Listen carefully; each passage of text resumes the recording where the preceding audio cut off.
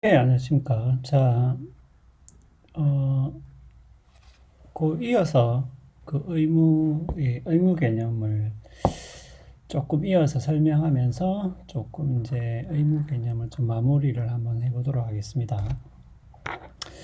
자, 그래서 그 우리가 이제 의무 개념에 대해서 흔히 하는 약간 오해를 제가 먼저 이야기를 드렸죠. 예, 그래서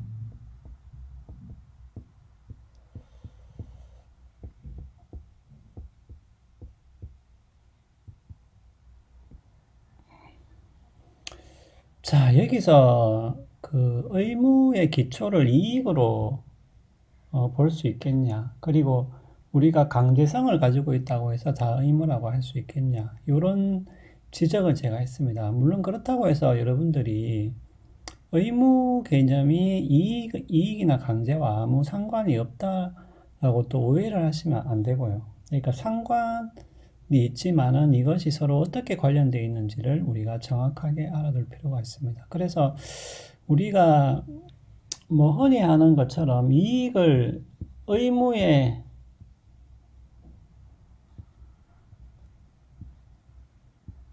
어, 이익을 의무의 기초로 보기는 힘들다라고 제가 이야기를 드렸습니다. 물론 뭐 이익이 의무의 기초 아니냐 이렇게 우리가 계속해서 주장을 할 수도 있지만은 제가 그 예를 드렸죠. 그 철수 뭡니까 시험 비밀 이어폰. 그래서 여러분들이 사례를 좀 기억을 해 두시는 게 좀 좋아요. 예, 사례를 기억을 해 두면은 좀 금방 그 개념에 대한 어떤 내용들이 금방 떠오르기 때문에 그래서 시험을 치는데 그냥 비밀 이어폰을 끼고 쉽게 말하면 부정행위를 한다 하더라도 뭐 안 들킨다.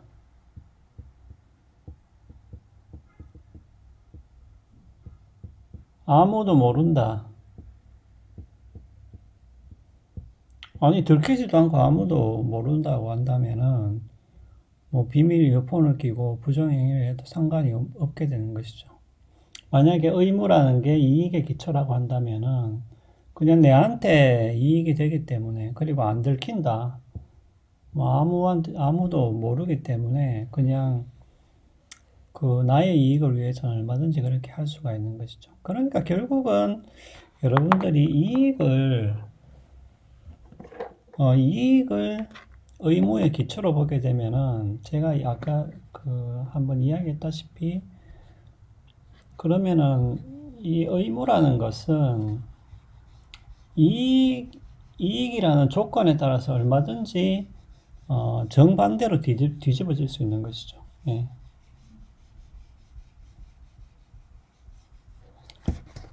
아니 이런 거잖아요. X가 이익이 되는 한 이런 거잖아요. X를 해야 한다.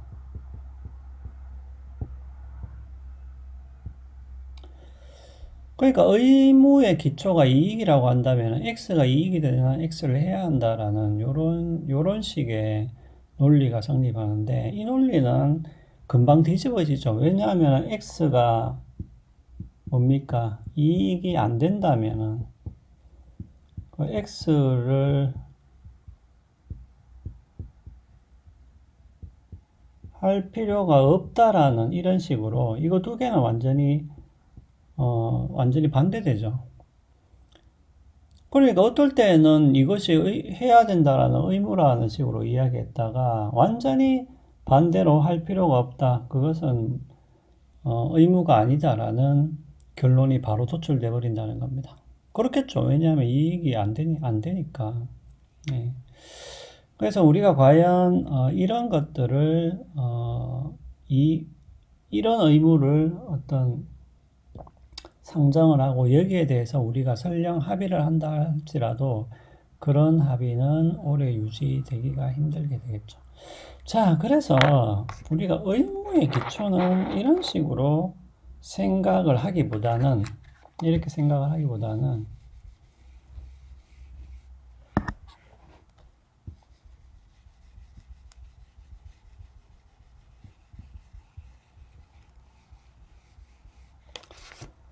제가 뭡니까? 사람을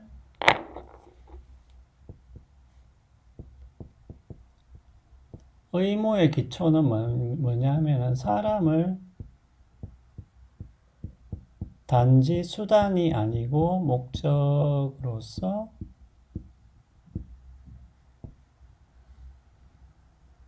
대우한다는 것을 우리가 의무의 기초로 보는 것이 합당하다고 제가 이야기를 드렸습니다. 그래서 의무의 기초가 뭔지를 여러분들이 좀 정확하게 알아두셔야 되고, 그 다음에 요 논리와 더불어 제가 또 강조를 한 게 있죠.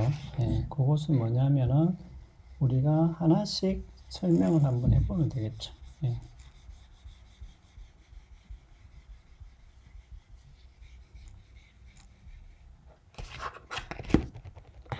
예를 들면은 부정행위,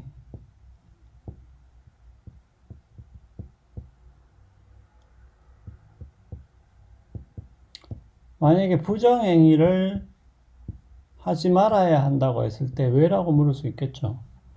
아니, 얼마든지 내한테 이익이 되면 부정행위를 할 수 있잖아. 이렇게 우리가 대답할 수 있잖아요. 네. 그 이익이 되면 할 수 있다. 자, 여기에 대해서는 우리가 이렇게 대답할 수 있겠죠. 그것은 우리가 권리를 침해하기 때문에, 예. 우리가 상대방의 권리를 침해하기 때문에 부정행위는 안 되는 것이죠. 예.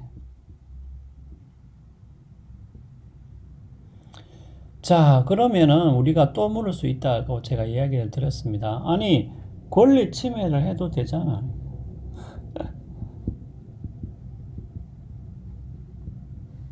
아니, 뭐, 내한테 이익이 되면은 뭐, 침해할 수도 있지. 이런 식으로 우리가 또, 이게 약간 비쳐서 안 보이네요. 예. 조금 위로 쓰겠습니다. 예. 조금 비쳐서 안 보입니다.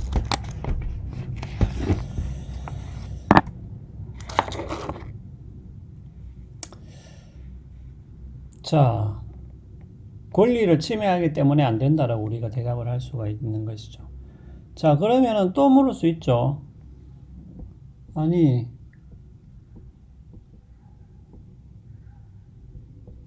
권리를 침해하는 것은 왜 안 되노?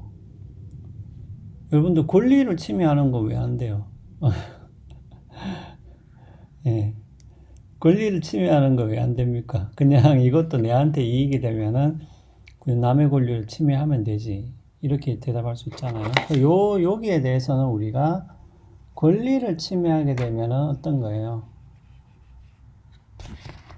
이거는 불평등한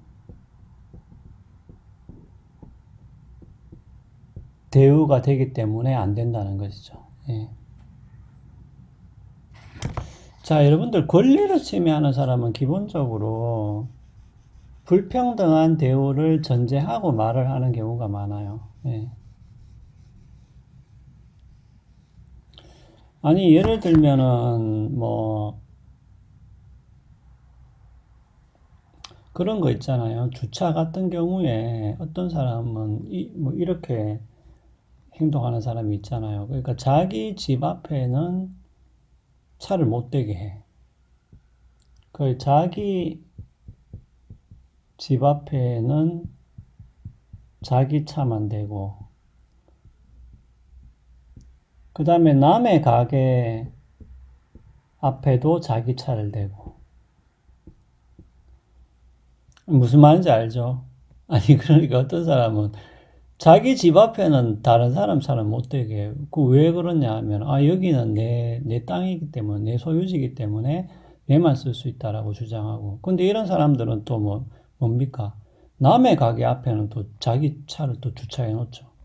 그래 놓고 하는 얘기가 뭐 잠깐 세워 놓는데 뭐 어떠냐. 또 이런 식으로 이야기하죠. 자, 이것은 무슨 말입니까? 자기 권리는 다 챙기고, 그 다음에 남의 권리까지도 자기가 챙겨도 된다라고 생각하는 거죠.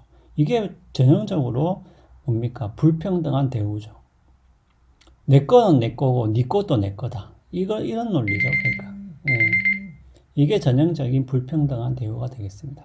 그러니까 뭐냐면은 여러분들이 권리를 침해하게 되면은 바로 이렇게 불평등한 대우를 해도 된다. 내 거는 내 거고 네 것도 내 거다라는 식의 논리를 펼치기 때문에 이것은 안 된다라는 거죠. 권리 침해가 왜 안 되는지를 정확하게 아셔야 됩니다. 그러면 불평등한 이 불평등한 대우가 왜 의무 위반이냐? 다시 이렇게 물을 수 있잖아요. 그럼 불평등한 대우가 안 된다고 치자. 그러면 불평등한 대우가 왜 의무 위반이냐? 이렇게 이야기했을 때 우리가 마지막으로 할 수 있는 얘기는 바로 뭡니까? 이것은 우리가 사람을 도구 혹은 수단으로 대우하는 것이 아니라 목적으로 대우해야 되기 때문에 그렇다라고 우리가 대답을 할 수 있다는 것이죠. 자, 그래서 여러분들이 요 논리, 왜를 계속 물어나가면은 결국 우리가 요 원리에 이르게 된다는 것을 여러분들이 정확하게 기억을 하시면 되겠습니다. 자, 그러면 바로 이어서, 아까 그 시간 다 됐다는 종이 쳤기 때문에 잠깐 끊었다가 바로 이어서 설명을 이어나가도록 하겠습니다.